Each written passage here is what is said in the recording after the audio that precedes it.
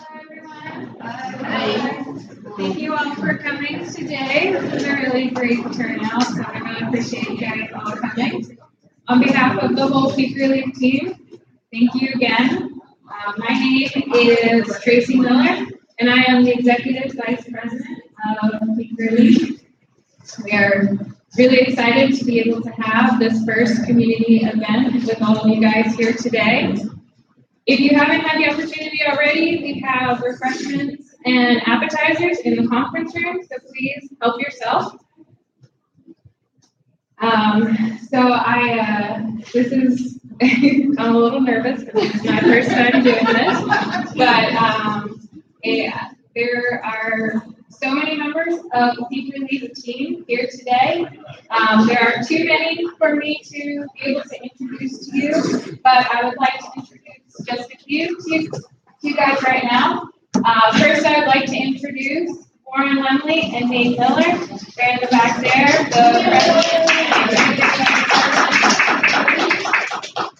The three of us are the three founding members of Peake ReLeaf. We are all from Maryland. We are all local. Warren is actually from this district. He went to Wickham High, so we are in the north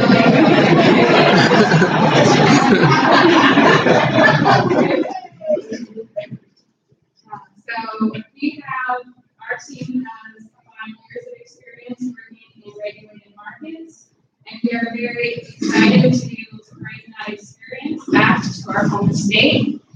We founded Peake ReLeaf with a mission to dispense the highest quality medical cannabis and to be an educational resource for our community. I would also like to introduce Kevin Johnson. Kevin Johnson is our Director of Marketing. Kevin was integral to putting this event on today. And if you guys are interested in seeing more of the things that Kevin does, please check us out on social media, check out our website, and check out our blog. We have those things pulled up at the tablet bar that is over in that room, so feel free to take a look at that at any point throughout the day today.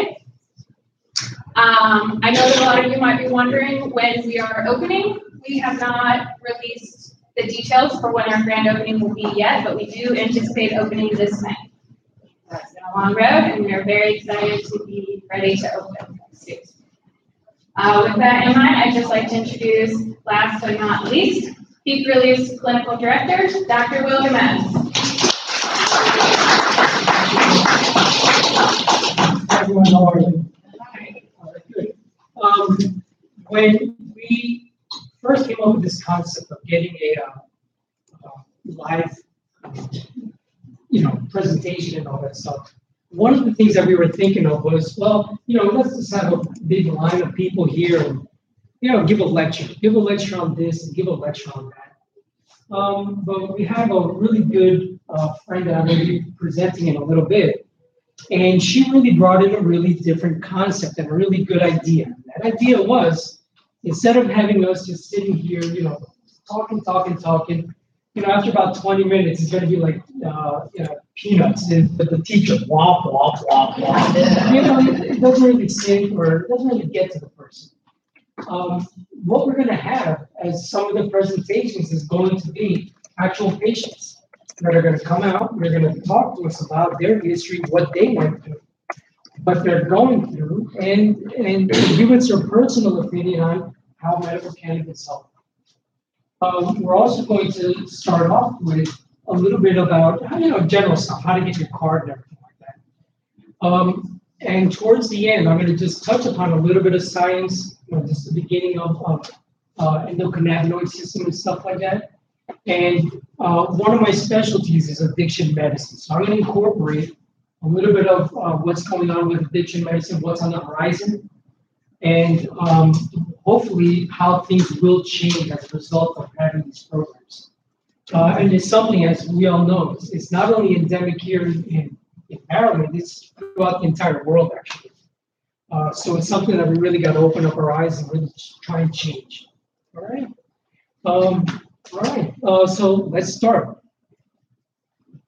The first person that I'm going to go ahead and present, this is going to be Dr. Anand Dugard. By trade, he is an anesthesiologist and pain management physician. In 2014, he realized that the opioid crisis was getting worse and worse.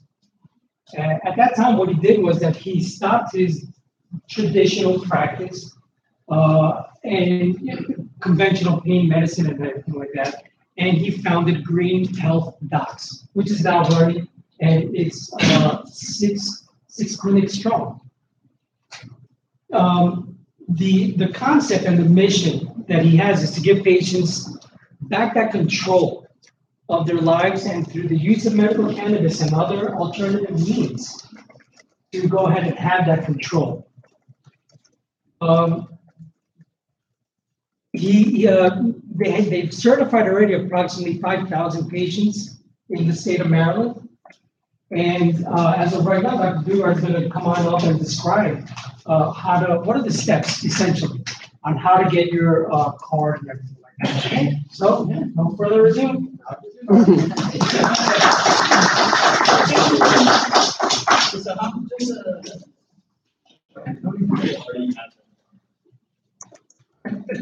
How many people didn't know that you need to get a card?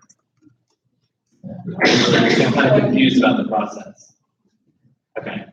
So yeah, it's actually a pretty simple process, and here's basically the main steps. I'll pass out a sign-out sheet and our cards. So if you have questions, even after this, you can ask me whatever you want.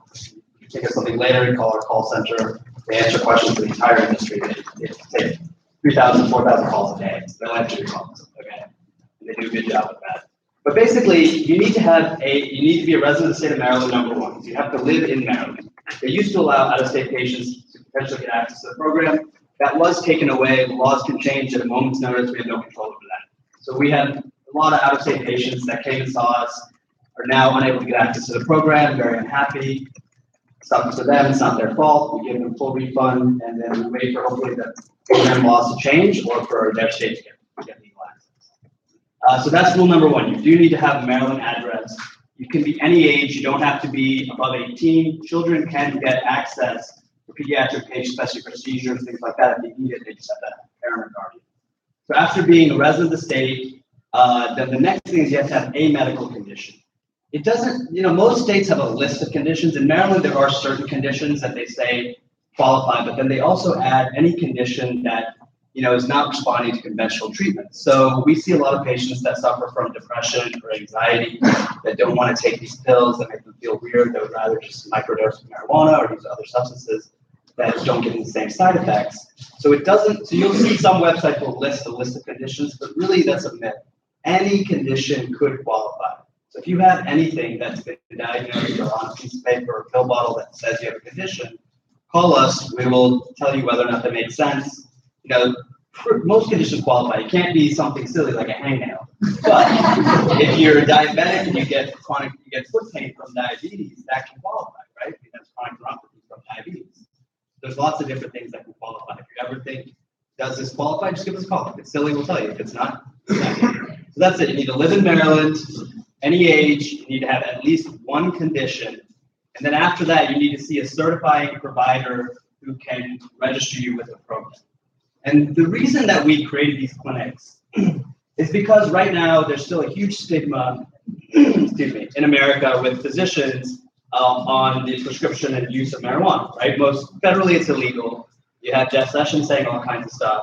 So a lot of doctors are very scared. They've built a lot of time to build these practices that they have to earn the salaries they earn. They don't want to take a risk to do this, so they won't certify you. So you'll go to your primary doctor, they'll say, I'm not registered with the commission, I can't certify you. You go to your GI doctor, they can't do it either. So to make it easier for patients, we created these clinics where we have certifying providers in 6 locations in Maryland. One is here in Rockville, about 5 minutes away from this dispensary, where you can come see a doctor, you know they're certified with the commission. As long as you bring your proof, your ID, and your proof of your condition, they'll certify you at that time. And then once that goes through with the commission system, then you can walk into any dispensary in the state and purchase product from the dispensary. And all the dispensaries are linked, so you can't go to Peake ReLeaf and then try to go somewhere else to get more than your allowed amount for the month. It's all connected, so you really can't do that, which is good for everybody. So that's really the basic process, you know. So you need to be a resident of Maryland. You need to have a medical condition that is diagnosed by somebody other than yourself. You have to see someone and make sure that they diagnose you, right? And then you need to come and see. You don't have to see us. We're one of other providers that do this. But you need to see somebody that is registered with what's called the Maryland Cannabis Commission that can actually certify. You can't just be any doctor or any nurse practitioner. They have. And so what I'm going to do is I will. I have a bunch of our cards and a sign-up sheet. You know, we're happy to help you, and you guys can, if you want to write your name, email, and info on here, we'll call you. If you just want to take a card, you're welcome to do that. And I'll just kind of pass this around. Yes.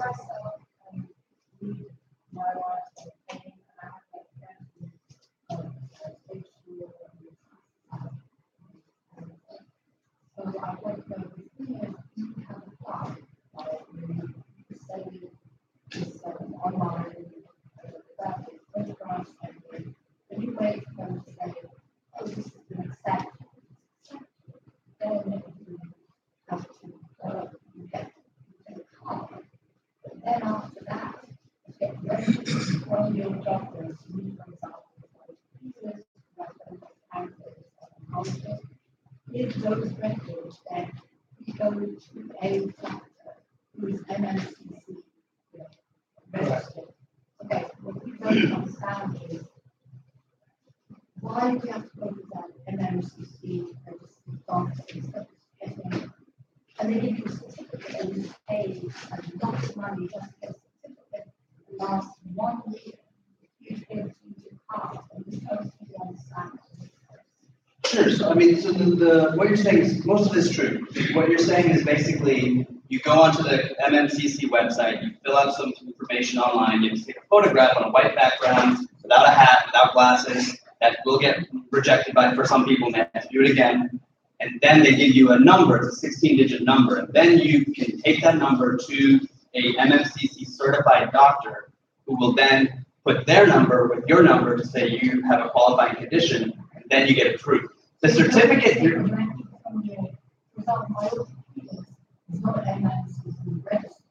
Right. Right. So what in that situation, what I'm saying is that that person is your doctor, but unfortunately that doctor does not participate in the program. So you would need to take whatever records they have from them. In our situation, we look at your records. You know, if you have pill bottles that show that you're on an antidepressant, that's to me is sufficient information to say that you have a medical condition. You wouldn't have the pill bottle unless it's 7 years old, right? But things like that, we look at records, the doctor's notes, those kind of things all would count. But that's why you have to bring that to us or to another provider like that who's registered with the commission, because your orthopedist isn't certified patient. And yes, for that we do charge a fee. We have to charge a fee. We pay the doctor, we pay the staff. You know, there is a fee involved. It is a one-time annual fee, $200 for the certification, $170 if you're a veteran, we do offer a veteran discount. And then the annual renewal fee we've dropped down to $150. Most providers are charging about $200 for the initial visit and $200 for the follow-up. We do offer a lower service, but yeah, I mean, there's no way we can run the organization without having some income coming in and pay everybody. But yeah, it's one-time fee, and you can come back to see us anytime during the year. and we will work with you again. You can see the doctor again. You can ask us about strains that you think might be best for your condition. We'll help you. Yeah. You don't need the certificate or card when you come to the dispensary. They should be able to look it all up, but it helps if you have it. But it's a $50 additional fee that you have to pay to the state to get this card. That is unnecessary. It's an optional thing that you don't have to have. Some states require you to get this card. In Maryland, it's an optional thing. The number you have to have. You don't have to have the number to come see us. You can see us first, and you can actually just bring yourself there, and we will register for you. We'll sit there, we'll take your photo, we'll upload it into the system, do all the work for you. And then once your number comes in, you just email it to us, and we'll link it to the doctor you saw that day, so you never have to come back for the visit. We're very full service. If you guys need anything, we'll take care of it. So if you can't figure out how to register, we have a lot of elderly patients that can't figure out how to take the photo and size it right. We have them come in, we do it for them, and then we get them registered that way. So, but you have to, it's a little bit cumbersome because you can't use your own doctor unless they're registered with the commission, and if they're not, then give us a call and we'll be happy to help. Okay? Do they have discounts for modalities? We haven't. The only discounts we've offered are the veteran discount. If you have something on a one-to-one basis, if you reach out to us, I'm happy to look into it. Those kind of things are brought to my attention. I do offer discounts for certain exceptions like that, for sure. Mm-hmm. Do you send reports to the doctor? Let's say like an internist or something like that, or is that up to? It's up to you. If you want your records to be sent there, we can send it or we can give them to you. If you don't want them to know that you came and saw us, you don't want them to know you're using cannabis to treat your condition because they may not be supportive, you don't have to tell them. Right. It's your call. I mean, everything is kept a secret unless you want it to not be a secret to someone else. Okay?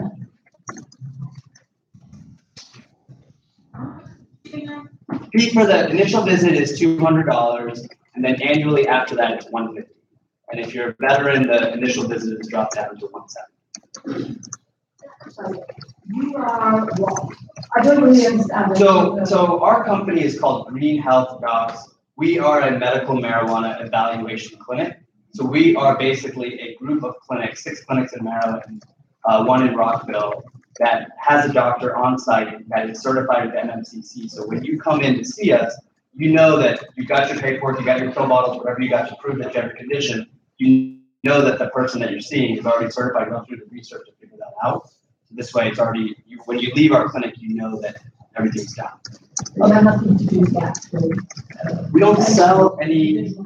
We don't know. We support Peake ReLeaf, and I know some of the owners and people in the dispensary well, and I know this is a great dispensary. It's going to be a great dispensary, but I have no financial interest or anything to do with the dispensary at all, other than being an advocate for the program. Mm-hmm. So there's 6. There's one in Rockville and Frederick. Then there's one in Cumberland and Hagerstown, and then there's one in Waldorf and one in Baltimore. There's 6. There's actually it's on our website. There's a tab that's Maryland dispensaries, but there's going to be there's at least 30 dispensaries I think open now all over the state. Yeah, but I mean, so there's as things keep developing, more and more dispensaries and more products will be available.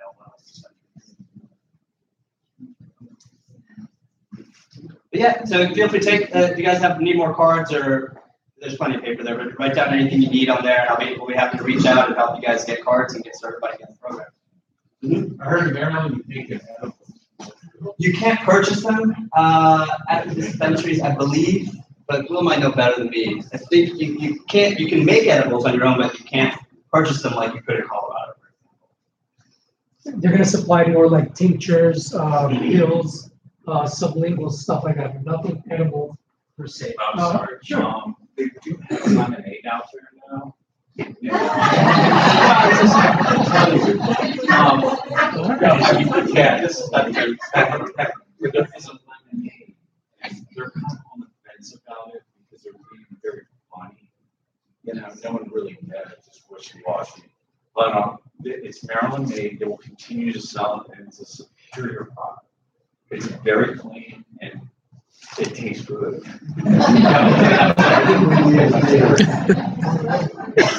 You had a question?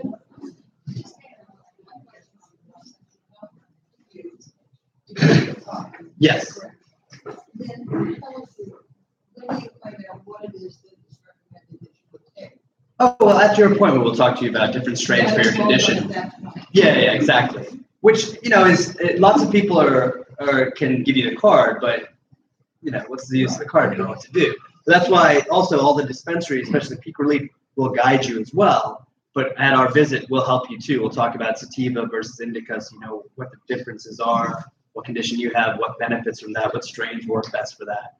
So all that's given there, but you're going to get more education too when you come to actually purchase at the dispensary. But that's why we try to educate ourselves on what all the dispensaries are offering, so we can guide you on what we think is the appropriate strain. You said that it's up to the individual if you want to live through your own participating. Correct. Are there circumstances when you need to let a physician know, like surgery or something? No, not really. With marijuana, if you don't consume so I'm an anesthesiologist as well. So from a surgical risk standpoint, as long as you don't consume on the day of, you're probably fine. And honestly, even if you do, I really don't care. It's not a big deal. Cocaine is a different thing,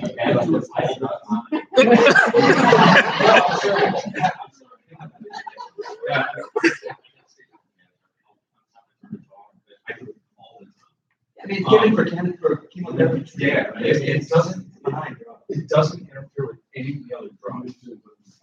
They don't even care. And I ask all the guys at Hopkins, I have a crusade to ask every single doctor I see what they think about cannabis as the ultimate cure for pain. And no one can argue it. No one. I mean, it's a unaltered. I'm sorry. All right. Here we go. President Brewer? Yeah. What I've been told is that the dogs are trained to sniff for bombs. They're not looking for marijuana. I personally have never taken marijuana on a flight, but I do know friends that have put the pens, cartridges, edibles, things like that in their suitcases from Colorado and come back.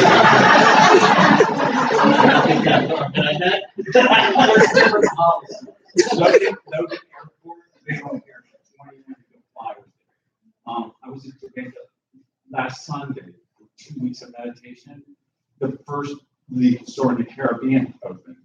And we went in there, they had a shatter bar, but they're cashing in on an industry. We're here to, I'm a chef, but I'm here to help people and do what's right.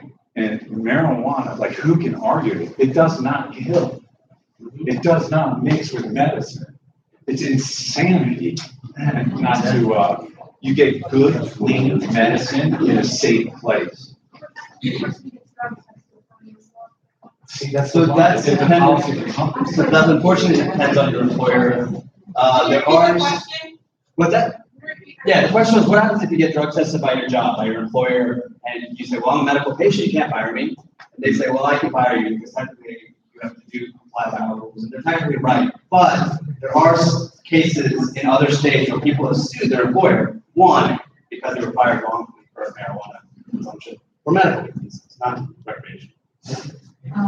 Just to interject with this question of just surgery. Yeah. So I had my ACL done. And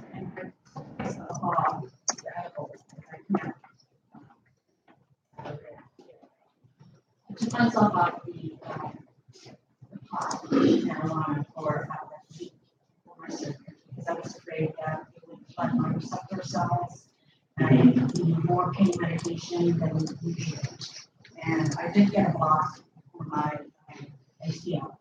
And I did pretty well. Surprisingly enough, however, I had more pain, even with the block, and the fentanyl, and the oxycodone on board, than I did when I first had my ACL done, which was on the left side. So I don't know what the guidelines are because I was concerned. Yeah. I took myself off literally 2 weeks. I was already. I mean, if it was helping with your pain, you probably should have kept taking it until maybe the day before. Okay. for the future, but the block should have helped a little bit. And all these things are going to work on different receptors, so they all should help in different ways, but you probably don't need to take 2 weeks off. Okay. The day before surgery, the morning of, I've never had a problem. Like, yeah, surgery. Yeah, I mean, I've never canceled surgery because the patient was on marijuana. It just was like, all right. No big deal. I can't see. She said yes, you can eat marijuana products before you come to Peake. Yeah, she said as long as you're not doing okay, go ahead. That's my question about children. Okay. I've been researching results myself. I have done that surgery and I cannot take narcotics.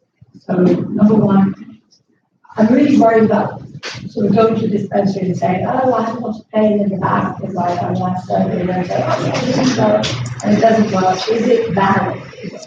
Can you really absolutely? I'm not saying can you guarantee painlessness, but are there strains that can actually lower the pain after? Yeah, I mean, there are definitely strains that anecdotally patients have said. And a lot of this is not studied in formal research institutions because it's federally illegal, right? Israeli studies a lot of it. But there are formal strains that they say this strain seems to relieve anxiety better than most strains. This strain seems to relieve depression better than most strains. There are strains like this.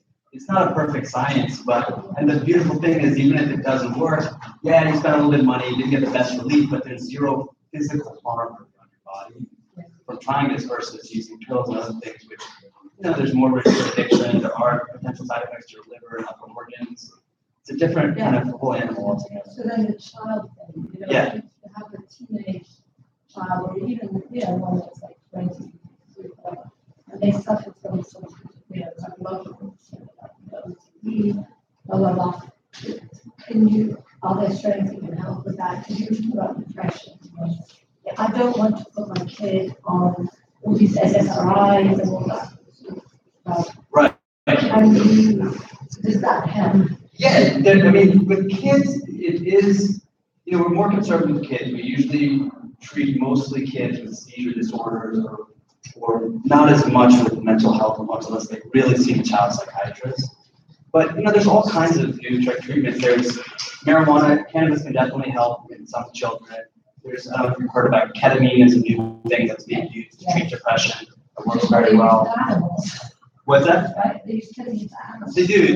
It's a tranquilizer that's used in animals as well, but really it's great for humans. Yeah, but anything can be abused, but there's also medical. Marijuana can be abused too, right? But I'm saying with children, you have to be a little more careful. I would say if they've seen a child psychiatrist and the child psychiatrist has at least weighed in, you don't have to take this SSRIs or use those medications, but at least make sure they've seen someone that says they need to be on medication before you put them on marijuana. I would still put a patient on marijuana before SSRI. I think we're going to have to take questions for everyone, like all of you, and we can keep going, but we'll still be here. We'll keep answering questions. If you guys, someone has the sign-in sheet, if you guys pass it around, I'll get it on the side. And if you need more cards, just let me know. I'm happy to give you more information on it, okay?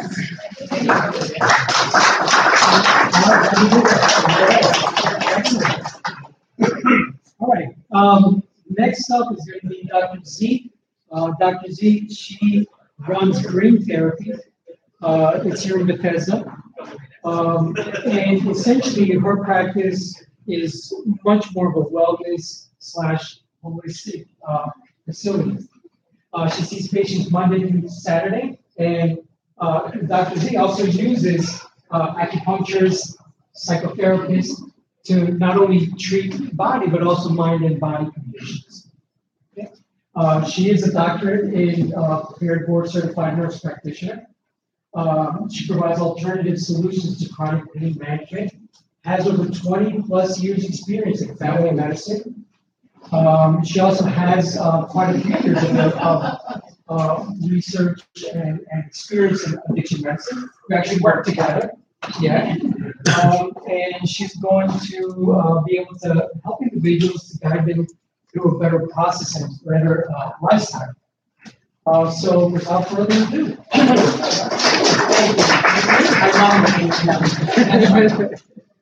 Is this on? Yep. How are you all? I'm not gonna take up too much time. My patient is very important to me. I'm gonna leave my cards here. It's Dr. Z Grief Therapy. I am the only provider. I'm in Bethesda, Maryland. We have great parking, but I recently opened a ketamine clinic in Baltimore, in Timonium, and I'll be there on Tuesdays working with an anesthesiologist. And then I also am doing primary care, like wellness care. I have my psychotherapist, Gretchen Buck here, and I also have acupuncturist, which have her cards up there. So Christina, we're trying to do a wellness. So without further ado, I'd like to be able to introduce this gentleman, which he's popped in a few times. Come on in. Before I met him, and he has been an inspiration for most of my patients. He is a chef. He has been a chef to many of the presidents of the United States. Current one, no. However, he's done a lot of great things, and he has a book out. He has a book coming out, and the name of the book, which is an interesting name, and I want you to look at this: A Chef with Stage 4 Cancer, prostate cancer, trying to outlive his cats. What did that? So we're going to talk a little bit about his health and how cannabis has helped him, and how he is a chef in creating recipes with cannabis. And I think that's important for people to really get a feel for what can be done for your health and well-being. So whether it's mental health or physical health or emotional health, there is some benefit to medical cannabis. So thank you all for coming. Hold on, here you go, Beth. Okay. Take it away.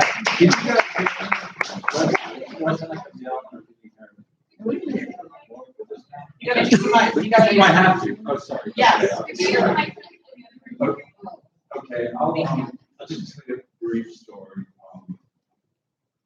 I got diagnosed the day after cancer, stage 4 cancer, the day after Christmas, all over my bone. It's a shock.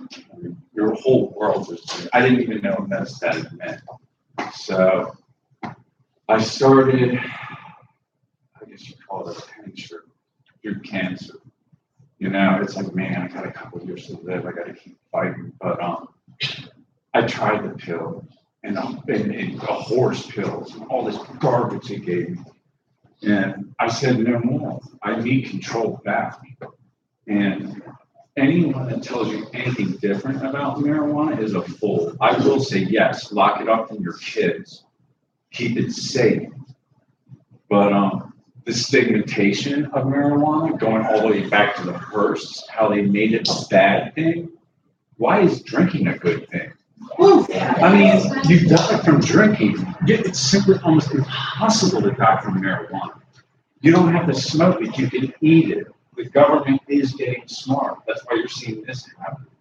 The biggest thing I found with people I've helped that can't get help is they want a safe place to go, they want clean medicine, and they want someone to talk to. You know, and I've invited people into my house after I got to know them. You know, it's like they just need help. It'll be great when they federalize it. Then maybe the insurance companies will start paying for it. The fees, believe it or not, they're reasonable. I mean, you gotta pay people. It's like we have to pay for the privilege. At least we're not going to get arrested now. It's a lot cheaper, right? You're more busy rather than get out of jail. It makes too much sense. That's, I mean, I've asked doctors, please show me scientific evidence works bad. I just can't find it. Will you get some people that, I mean, I get massively depressed sometimes. I see a psychologist and a psychiatrist, you have to get cancer, it's going to happen. You have good days and bad days. But I mean, I take a sativa and I feel like a new person. I feel like a human being again. And there's no hangover. There's no draw. I'm an alcoholic.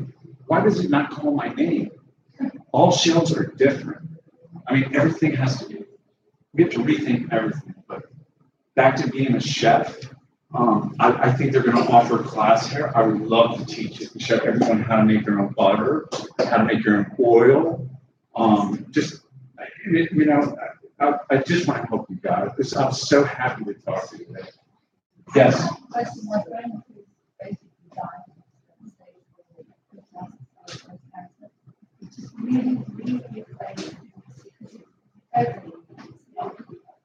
Yeah, where is she living now? Silver Spring, Maryland. And she's just so afraid. I'll talk to her. Let's give me your number. I'll go over. Thank you. I think it'll be this week, I promise you. I promise you I'll visit her. I mean, once you see the safety and the security, they will come. We have to stop the stigmatization of marijuana. It just has to stop, period. I mean, I'm here because I believe that. I truly believe it. So, I mean, are we doing a question and answer thing? But I would love to show you guys how to use a water machine. I would love to show you how to make a water. What do you cook with marijuana? Anything. There's different infusions. There's gas. There's something called a rocket. And you're legal now. Hey guys, you're all legal. You can do this. There's a rocket. I would not recommend it. I don't like it. It's not as clean. The gas gives you one. Alcohol. I can teach you how to do alcohol reductions. And we'll make pure hash. I mean, whatever you guys want to do, let me know. That's how we could go. I have no problem showing. It's very easy, but I highly recommend the magical butter machine. It takes care of the task at hand. You literally demark. I mean, you don't have to stay there all night. Crazy things. Having shatters. I just came back from Jamaica on Sunday. But as for cooking with it, we really have, I mean, before, see, the thing people don't understand is you don't have to make a brownie, you don't have to make a gummy bear, you don't have to do any of that. We need to make butter, oil, tincture, shatter. That's what we need to learn, the base, it's the fundamentals. Once you have the fundamentals, you can do whatever you want with it. It's endless. It's just massive flavor. Oh, sure. Yeah, I was drinking marijuana slightly. Yes.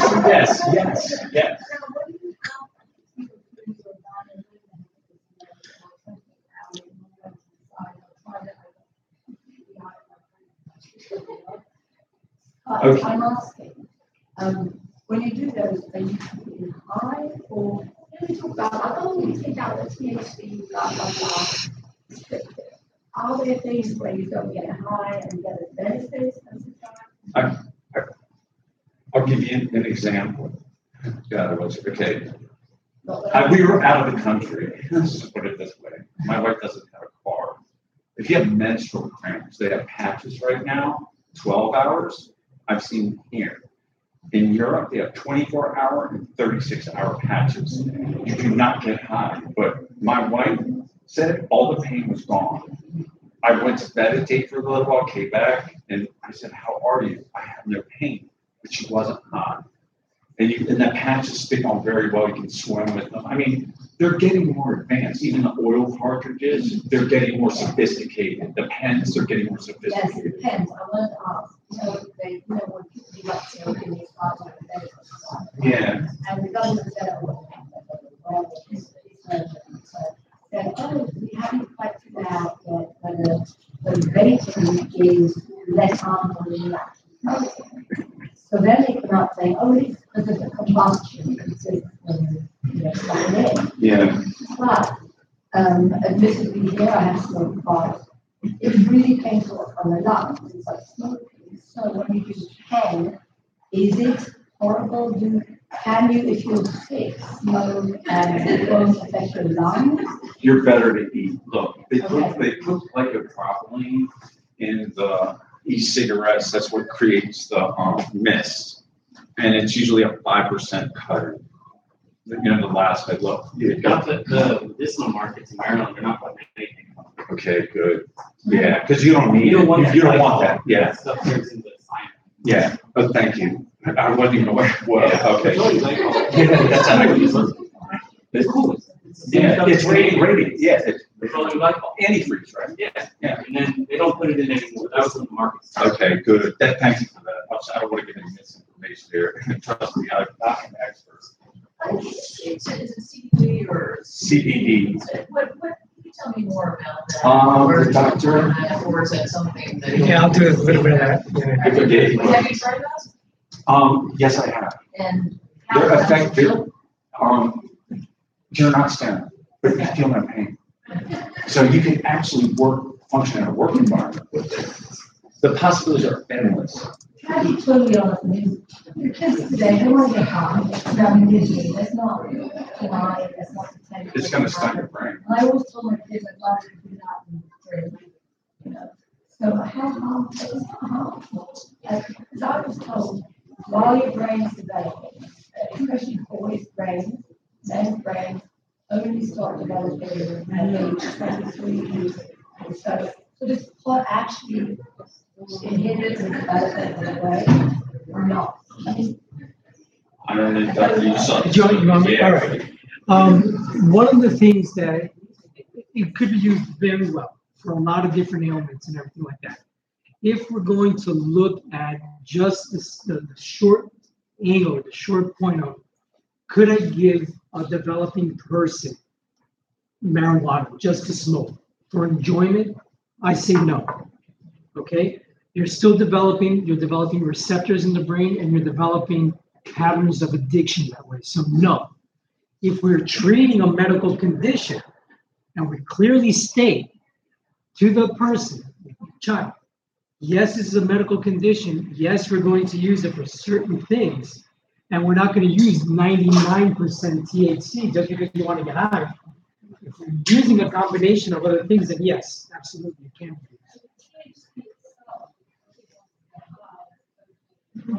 Yes.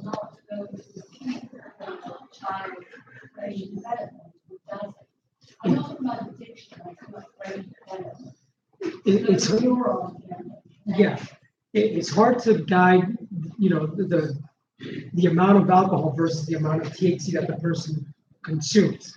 You know, there's not X amount of alcohol equals X amount of THC, but if we compare alcohol versus THC, alcohol does much more damage to the brain. All right, that's guaranteed. Well, I take care of my uncle, he's got dementia. And he just applied for his medical card the other day. His wife brought him in, he's in the late stages of it. And, okay. You know, it's obviously progressing very fast. Obviously, he's never been a smoker. Obviously, smoking is not an issue. Do you think oils would help? Obviously, it's a terminal disease, and I know, unfortunately, he's going to die of it. But do you think oils would maybe slow things down or maybe help any quality of his life at all? The oils and everything that's out, Alzheimer's is terminal. We know that exactly what you said. And the thing is, we don't know what causes it. We're still not there. We don't understand. Right. What rule of thumb that we're using right now is to try and treat the symptoms of whatever the person has. Right? So if, let's say, for example, he has behavioral issues, he has depression, he becomes aggressive, he's waking up at night, all of these symptoms, yes, you can treat with cannabis, and you're not getting the person stoned. Right. You really aren't. Okay? I actually helped to take care of a young lady of 72 years old, and she had migraines. Migraines, she went to the best doctors. She went to Johns Hopkins, she went everywhere, New York, here, since the age of 30. And, you know, we actually convinced her to try CBD. And within 2 months, we took care of 80% of her migraines. Okay, so, and she's not stoned. She's a grandma. You have the potential of taking out the THC component. Yeah. Yes.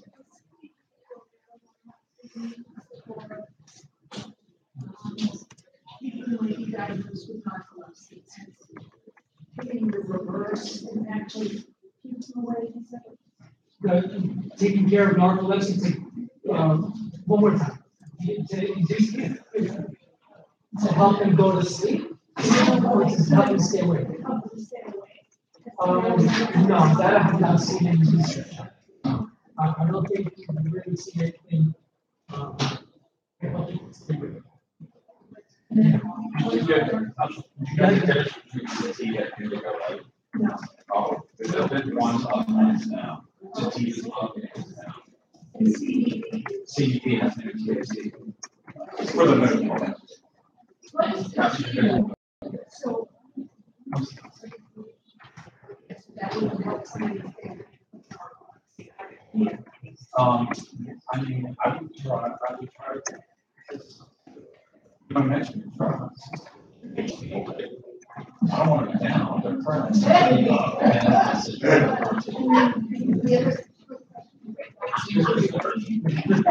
I can work with people who think yes. I was just wondering if the CBD oil can use. CBD oil we use in some blood thinners, yes. And it does it tend to make it on and on? No, two totally different systems. Sativa is a different type of cannabis that has higher ratios of THC versus CBD. Okay, what I'd like to do is I'd like to bring up the next presentation in the next person, and let's hear about his experience also.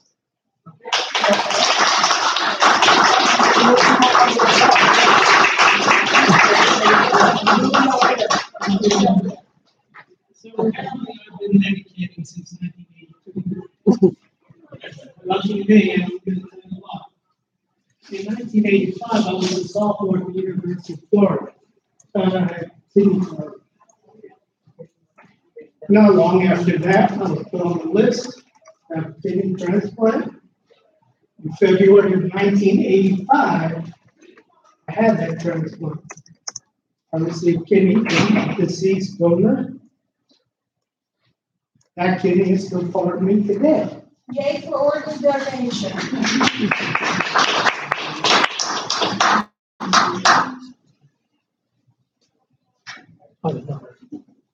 One of the things that marijuana has done for me is it's helping treat the side effects of the medication that I've been taking to prevent rejection of a transplanted organ. When you get a kidney from someone else, it's not going to be accepted by your body. Your immune system is going to fight off that kidney. So they give you immunosuppressant medications and steroids to help suppress your immune system so that you can live a normal life.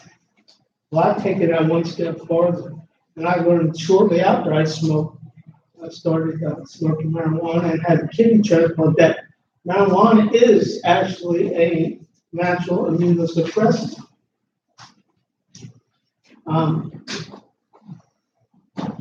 My transplant was from a cadaver, a deceased donor, somebody who's brain dead. They kept his organs alive, and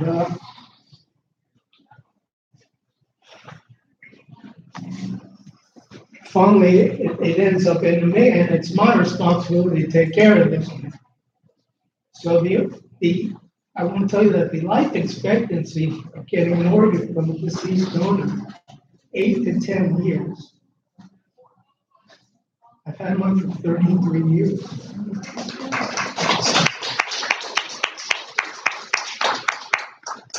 And I bring up marijuana because I believe that marijuana, in conjunction with the immunosuppressant medication, has helped keep that kidney part of me. When you're immune suppressed, you're also susceptible to many different other diseases, infections, illnesses. All the ones that I've had since my transplant in 33 years are all related to side effects from prescription medication.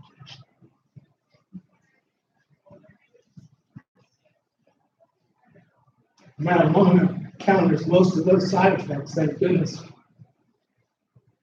But a couple of years ago, I learned more specifically that marijuana targets the T cells in your body that are responsible for organ rejection. And I know the University of Maryland Medical Center started studying this. and post-metabolic going to lead to more successful transplants in the future.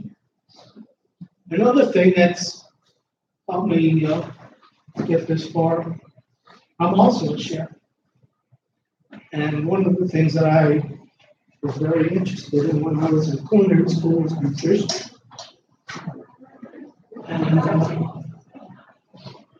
being a chef, I cooked for myself a lot. I didn't eat a lot of processed foods.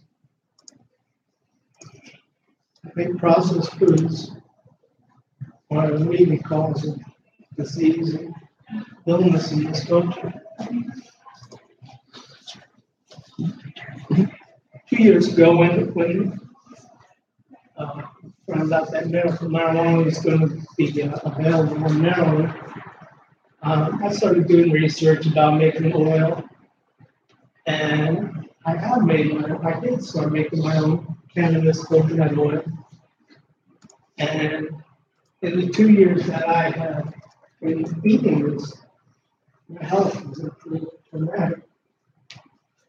I am 53 years old. Last being a transplantation and constantly undergo blood work, make sure everything's working properly.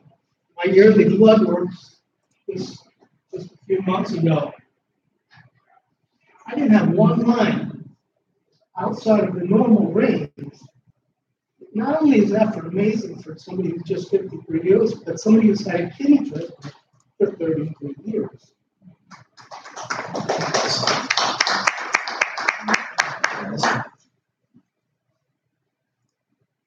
One thing marijuana has, and this is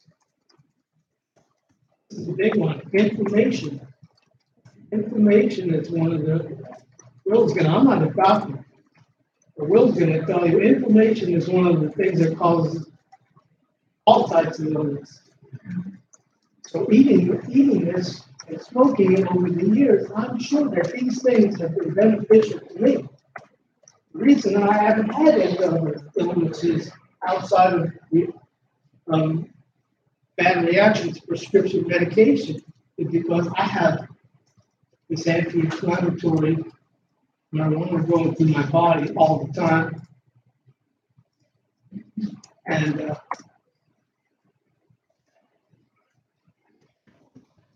the other word is antioxidants. You guys know what antioxidants is. Antioxidants neutralize free radicals. When cells in your body become cancerous, they're changed by some type of carcinogen that's changed that cell from a normal cell to a cancerous cell. Antioxidants fight against free radicals.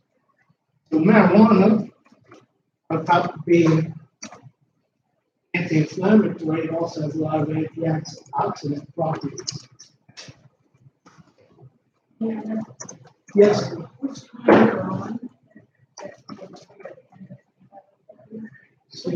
type of medical marijuana?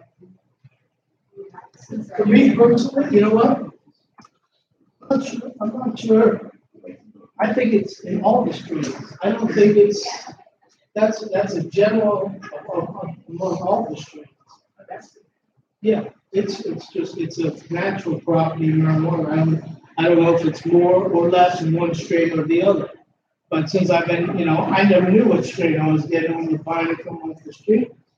Right? I didn't know until about 4 months ago. Now I can actually buy medicine directly for my problem. Although I've been benefiting from all the different strains during most of my problems. There's a detector out there. The signature is $5.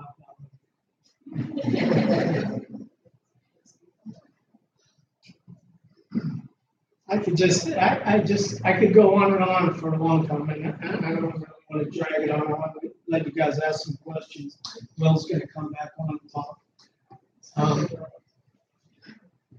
I'm 34 years old, and I've got high blood pressure runs in my family, And I've got a very, I just, I almost had a stroke the other day. I was in the hospital for over a week. And is there any, I mean, I know a little bit about sativas and indicas, that kind of thing, but is there any particular strands that they've got, 3 different types of blood medicine, medication, and it's groggy throughout the day, and it's just, is there any type of strain that can help with something like that? Yes, sir. And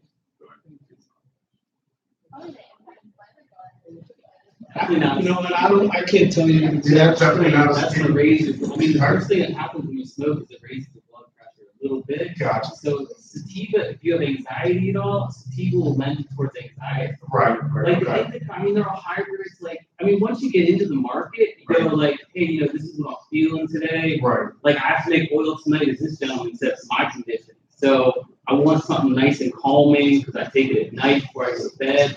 So I mean, it becomes a hobby, man. Right, I hear you. A nice indica, if you have high blood pressure and you're like a little excitable, right. Nice indica with a little bit of hybrid in it, so you don't go to sleep right away. Right, absolutely. I mean, it's just, I'm sorry, I couldn't get my mouth shut. Right, no, that's cool. No, I appreciate it, man. It's like, it's like I said, I mean, I'm about to turn 35, in 2 weeks, and it's like, my doctor's like, you're on the verge of having a stroke, and it's like, I got a lot of life left to live. I hope, exercise, lose weight, antioxidants, natural foods, no salt. Right. Salt.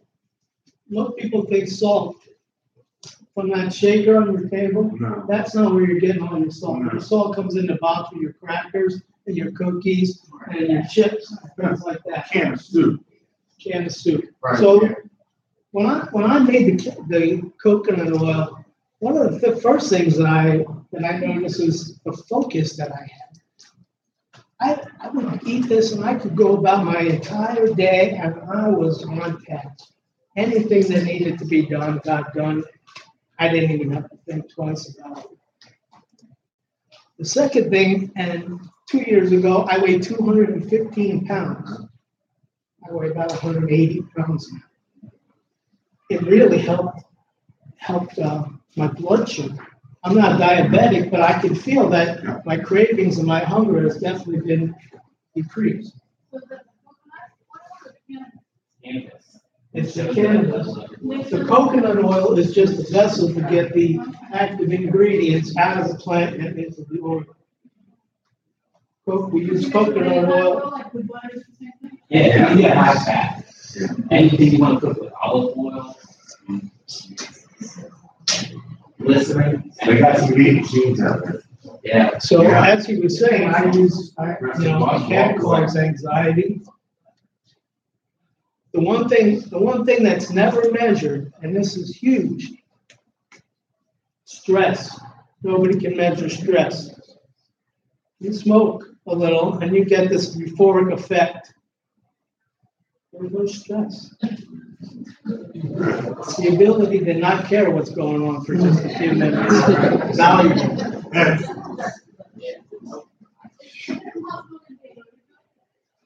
It is possible, and there are illnesses associated with having too much.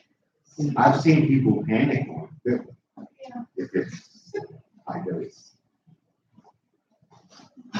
Does anybody have any other questions? I'm just going. Gene. Yeah. You mentioned you've been buying it off the street, talking about different strains and different things. So now, if you start buying it here, how do you know which one you're going to? There is a whole directory where you can look up. There's websites and apps where you can actually look up the strain and see what people are using it for. Right, I don't know. That's absolutely right. I'm getting all the benefits. Anyway, thanks for letting me talk. I just want to let you guys know.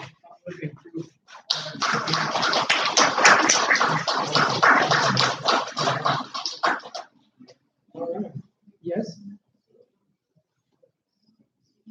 Just sure this is working.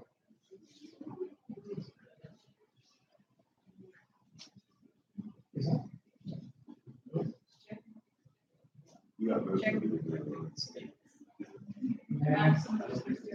Okay, that's fine. All right, my part is gonna be a little bit more of the, wah, but it might answer a lot, or a few more of your questions, all right? So we'll do a little bit of the science, and we're gonna actually get into some of the things that we were talking about. Well, what are the different components? What are these different things that are gonna be found in medical cannabis that can help us or not help us, or, what are exactly some of the major players that are gonna be found?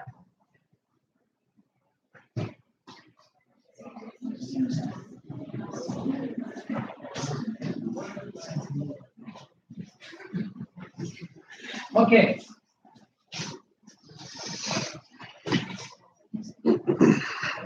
So this is a little bit of medical cannabis 101.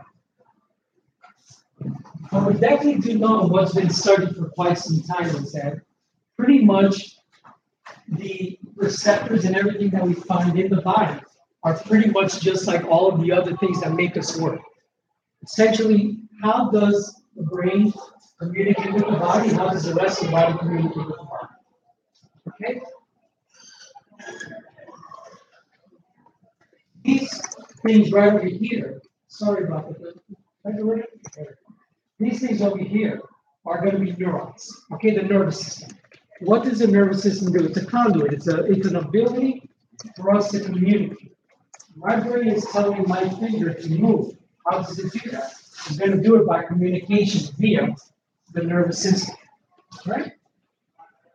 What we found out in the relative world of medicine recently, 90s, late 80s, was that there are receptors and there are things that are found in our body that are associated with the endocannabinoid system and the neurons. We see that our body naturally makes what's known as anandamide, that name right there, and that fancy name, 2-rocazanoglycerol. Look at that, 2AG. That's what we call it.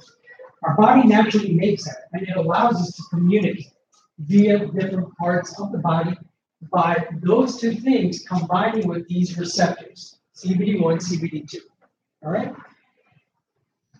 The results are going to be based on, well, where are the receptors that we're connecting to, and which one are we stimulating? CBD1 is pretty much found in the central nervous system and the brain, which is part of the central nervous brain spinal. The one that really does quite a bit more, and CBD1, like we see here, is more associated with THC. All right, so that's where we get that euphoric effect. You consume a lot of THC, you get the euphoria again because it's really working in the central nervous system. Okay? Our CBDs can have a dialogue. CBAs and a few other things are actually working in what are known as CBD2 receptors. Those are the ones that are actually going to be found in the peripheral nervous system. They're going to be found in our organs. They're going to be found in our immune system, in our GI tract. Recent research has shown it's actually found in fetuses to help them develop, to start developing these different types of organs that are found in the body. Okay. We also know that the combination of using CBD1, CBD2, all of these things, in actuality helps to regulate the body. It's called like a homeostasis modulator. It keeps us in equilibrium. We love to be in equilibrium, not too high blood pressure, not too low moods, not this, not that. And we also know, and there's a really smart person out there known as Dr. Russo that is really hashing out the concept of there being an endocannabinoid deficiency that's associated with fibromyalgia, that's associated with migraines, that's associated with chronic pain. And if anyone of you guys know any patient that has that, they're on all sorts of stuff. They're on antidepressants, they're on pain pills, nothing works. We're really missing the boat. And this is something that probably has a lot to do with it. All right? All right, so let's move on to the next. Let's apply this a little bit more. So here are some of the main components to medical cannabis. We know our THC, but we also have all of these things over here, right? The two main things are going to be our THC and CBD. But if we really start looking at some of this stuff, we see some of the symptoms: relief pain, seizures, sleep disorders, blood sugar, antifungal, nausea, okay, psoriasis, anti-inflammatory, muscle spasms for people that have MS. We see that a lot of it is controlled by CBD, and we have very positive effects. But also, there's another concept that's known as the entourage effect.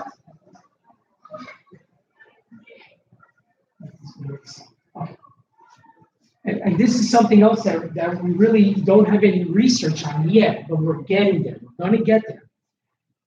If we start playing a little bit of connect the dots, we see that, well, not only does THC take care of that, but also CBD and CBD1 and CBC.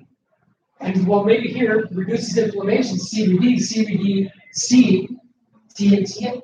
So potentially we have a whole bunch of things working together in one plan that's taking care and maybe even accentuate some of the problems that we're going to have and some of the illnesses that we're trying to take care of.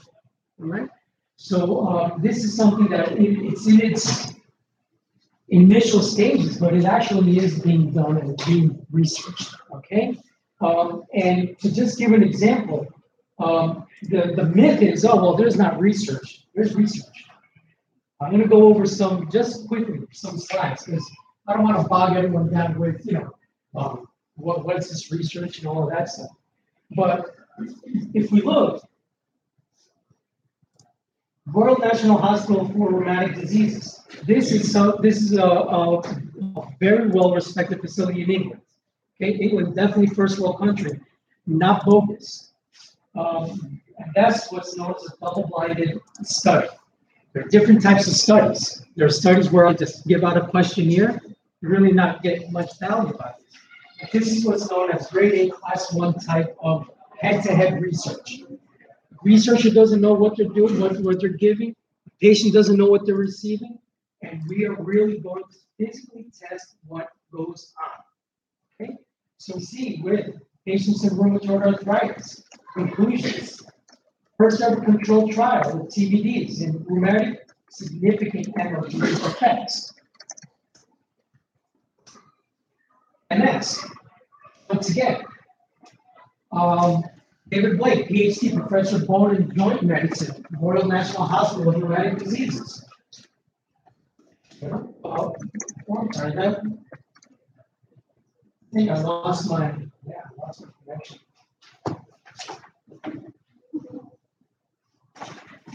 Nope. I think it's not. Kevin. Please say good day.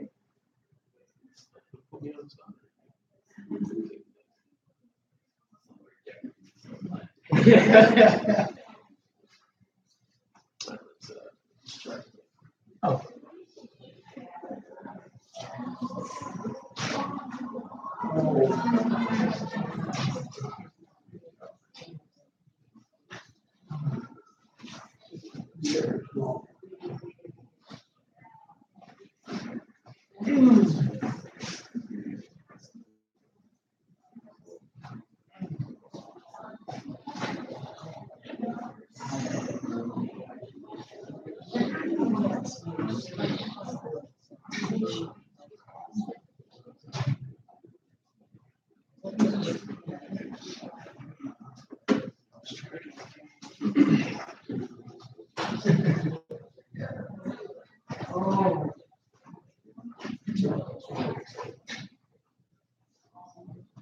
Hopefully we'll get it. Yeah.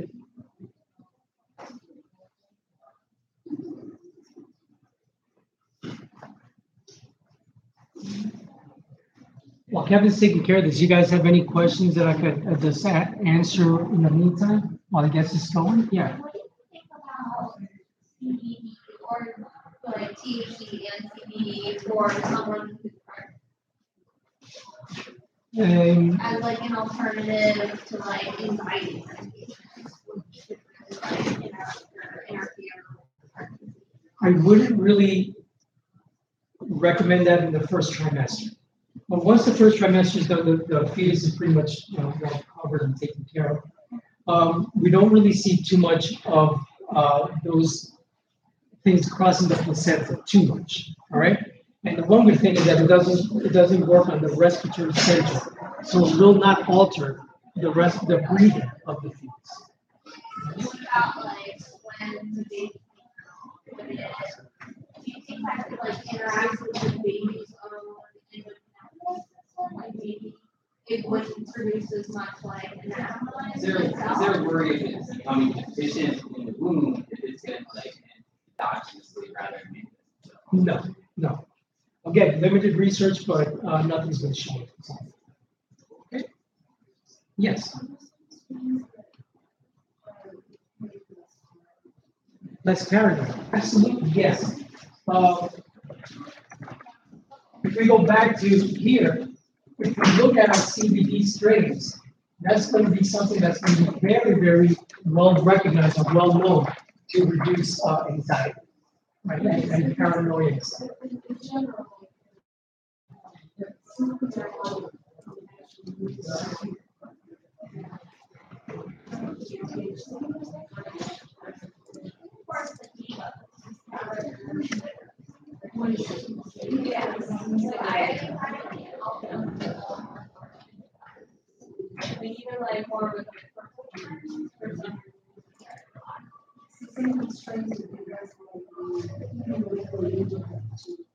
Oh, yeah. It's kind of different, it's like phytocannabinoids, everything kind of just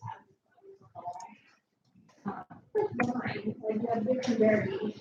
You kind of like, right, like white or red, but then like, you know,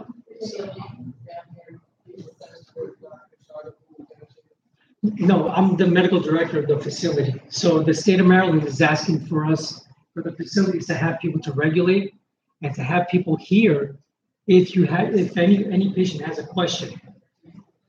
So I'll physically be here, and if any patient wants to see me, I will set up an appointment. I don't give out the card. I talk about what are we selling and what will be the best thing for you.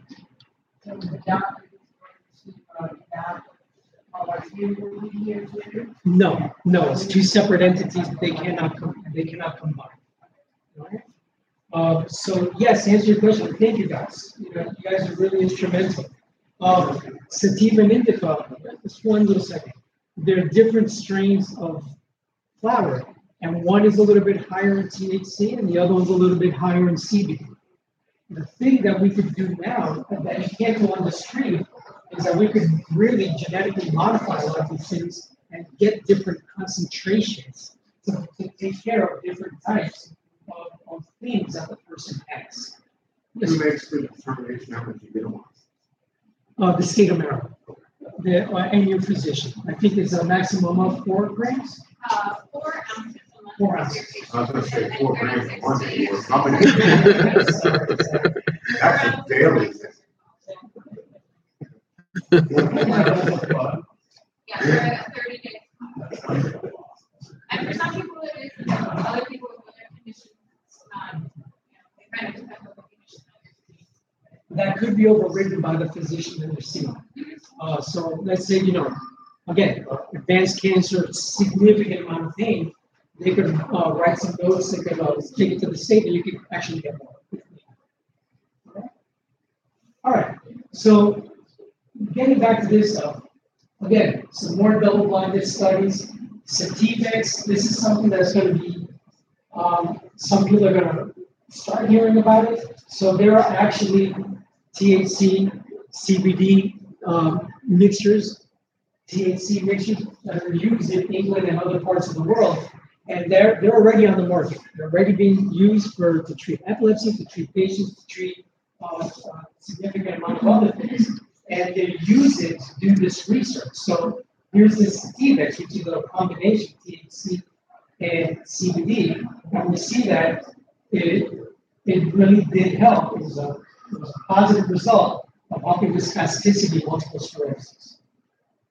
Okay, and we can just keep on going, you know.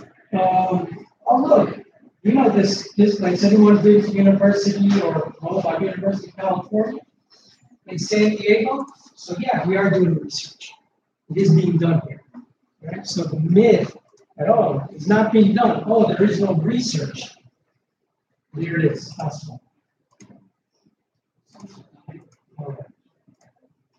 All right. All right. Yeah. So here's, I just want to jump topic. And I want to wrap this up so you guys could go and ask questions and stuff like that with some of the other guys. One of my specialties, like I said, is addiction. And that's something that's a big deal. And just to piggyback off of this research that I've shown, we actually have things from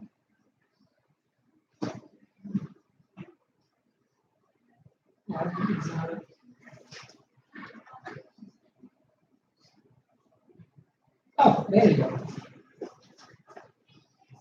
CBS News. I think we all know that, right? So some of the more recent, some of the stuff that's coming up in the horizon is the actual use of CBDs and medical cannabis to treat addictions. Okay.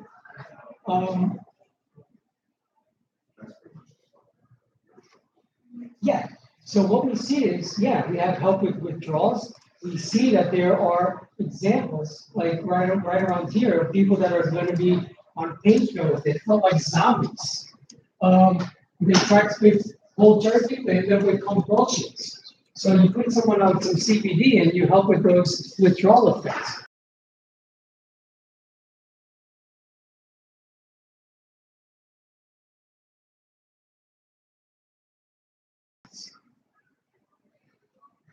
Okay. At some of the, I don't know if it's in this one or not. If we look at some of the states that have passed, some of these, have medical cannabis dispensaries and stuff like that, those rates have actually gone down. So we have a decrease in opioid prescriptions, we have a decrease in opioid deaths. Yeah. All right. So, and then again, we're just talking about first few years. Yeah, there are some states that are a little bit longer time, like Colorado and stuff like that, but we already are seeing the impact. All right. Maybe one more.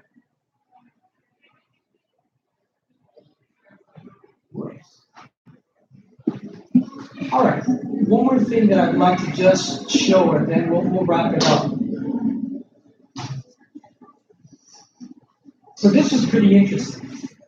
Not that I'm a big fan of animal studies, I really don't think that's the best thing, but what they did do in one recent research was that they took some rats, they got the rats addicted to opioids, and they placed CBD on the rat. Okay?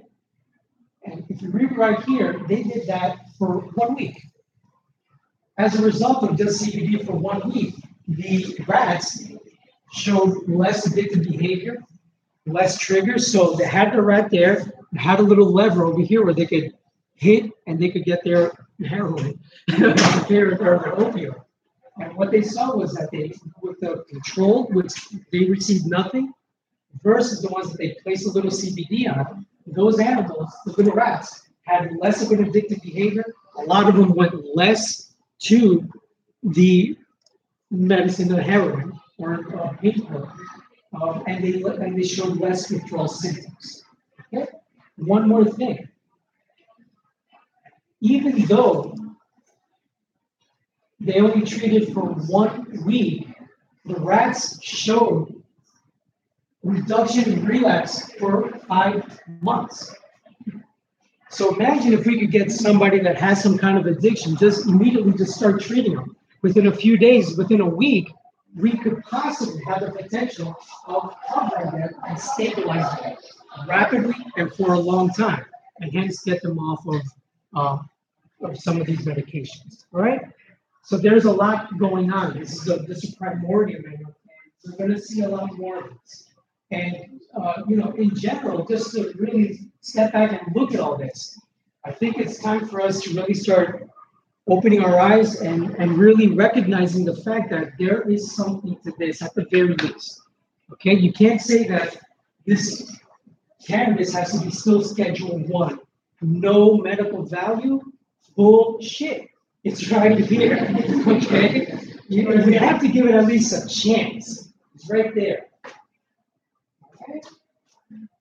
So with that, I was thinking of bringing everyone up, or maybe we could just go around. You guys want to start on ground? All right. So I guess what we'll do is we'll just start bringing everyone up, and if you have any questions for anyone, we'll be here to answer. Okay. All right.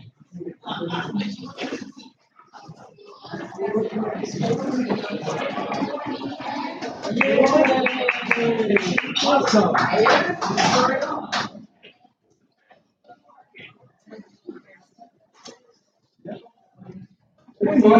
Hi. Sorry, it took a little longer. Oh, I don't mind.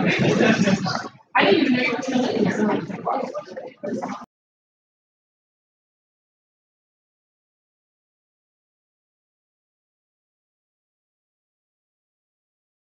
Okay.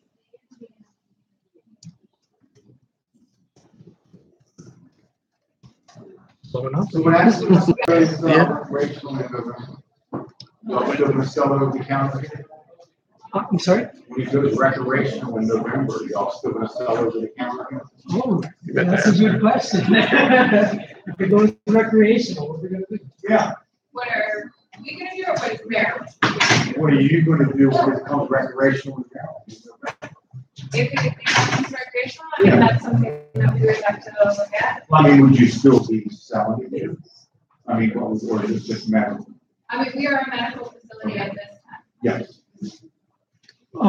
If they probably do what they do in Colorado, there's going to be two sections. Yeah, there's one area, or let's say, one area where it is recreational, and then there's going to be a separate area for medicinal. My guess, this is a pure guess, it'll be something similar to that if it ever comes around, which probably will. Yeah, I've looked into this because obviously, you think about what I do, right? We have clinics that certify patients for a medical program, right? There's no medical program. What's the point of having the clinics?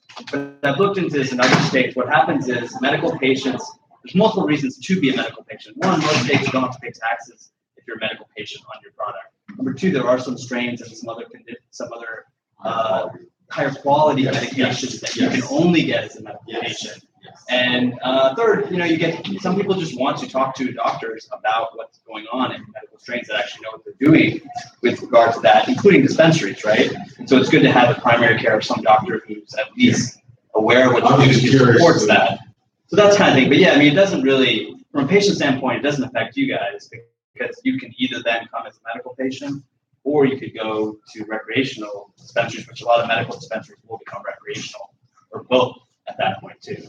In a lot of states, that's what happens. In Colorado, you get to skip the line. Yeah. In Las Vegas, you get to skip the line too. Just like in DC, they say in DC they're allowed to grow 6 plants. DC you can grow, but you can't grow in Maryland, unfortunately. Yes, but DC you're allowed with 6 mature plants. I don't know exactly, but sounds right. Yeah. Should be at some point. It's not right now, but at some point in the future it will. I think if it's federal and every state recognizes it, then there'll be a push to have it covered by insurances because they cover a large territory in the United States. They're not state driven. Medicaid is state driven, but Medicaid's not going to recognize But due to the fact that we're so far behind in verifying research, does that mean that you're going to push it back that maybe somebody might need MedChi is on, if you go to medchi.com, there's a lobbying government organization in Maryland. They directly report to the Cannabis Commission. And so they are that lobbying advocacy arm for that. And if you go onto that website, MedChi, it will give you all the insurance carriers and where they are in the state of Maryland as far as nothing is covered at this point. This would be the time that you can call your politicians because these bills are getting ready to move on Monday. And, for these kinds of things. So if you go to MedChi, medical doctors that are Maryland, they really preside with the Cannabis Commission of Maryland. I think if you do some research, there was recently a patient that was involved in a lawsuit and the insurance company was forced to pay for it. This was soon The last issue few is that months. the insurance company covers the doctors on their malpractice. And so if they're covering in the malpractice part of it, and doctors can get malpractice coverage, medical marijuana doctors can get coverage through MedChi, that patients should be able to tap into their insurance here. And the other thing is I've seen health savings accounts being used for certification. So you can use your HSA in my office, and it has worked perfectly. So that's one thing you can do. We've done that as certify. well. Patients have used, you can use your flexible spending money, HSA accounts, things like that to get reimbursement, at least for taxable, not get that money taxed. Yeah, I mean, that does help a little bit. But yeah, it's not a great system, right? It just needs to be fixed, but it's gonna take time. Any other questions? Sure.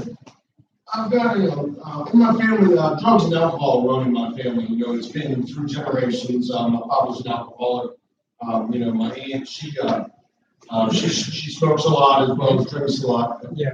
Is there a particular strain or is there something, any kind of research or studies that show maybe something that could, whether it be smoking or oils or edibles or whatnot, that maybe could help? Obviously, you have the DTs from alcoholism and any kind of other drugs, but is there any kind of strains or something that maybe could help with that, maybe steer them in, because I would much rather my father, smoke than drink as much as he does, as heavily as he does, something like that. I mean, is there any kind of research? Yes, yeah, there definitely is. And we get back to CBD. CBD is really the go-to for a lot of those things. Right. So some of the more recent research has shown that if you provide people such as alcoholics, addiction with opioids and stuff like that, if you provide them CBD, it not only helps with the withdrawal symptoms, it helps with the relapsing.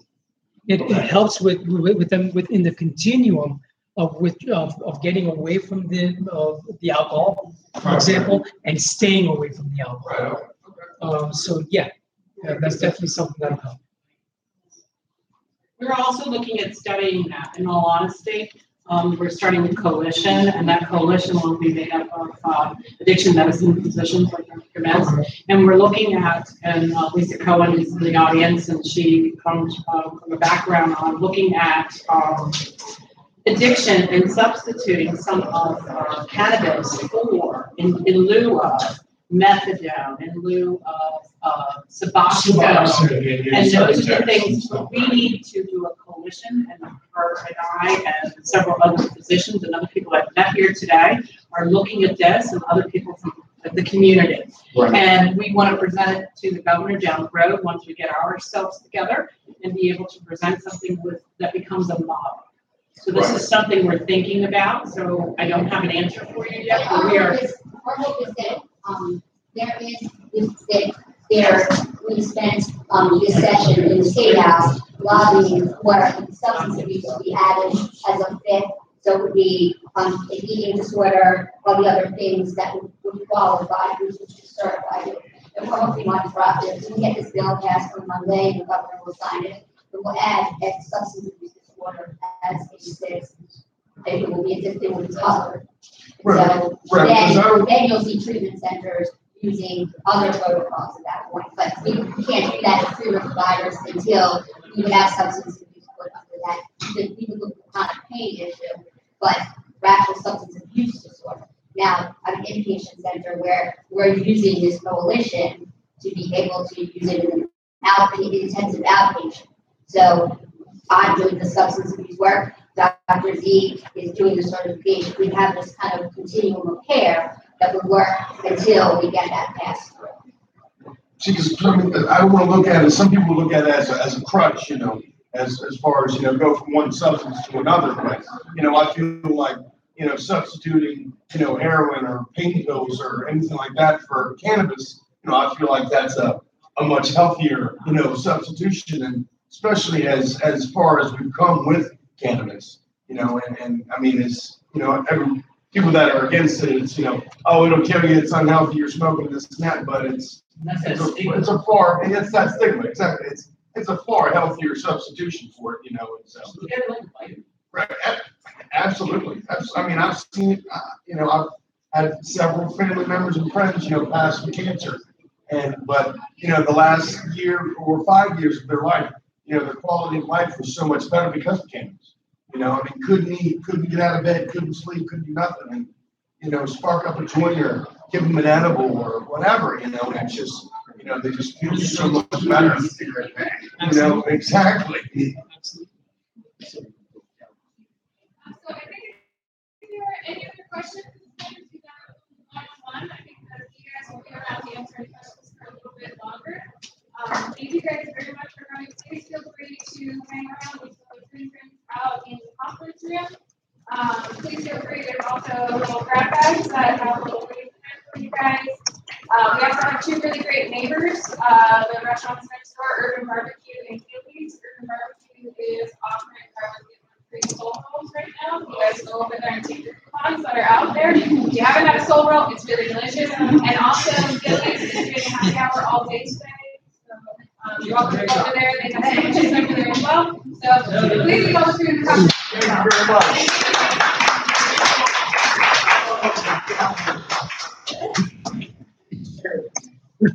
No problem.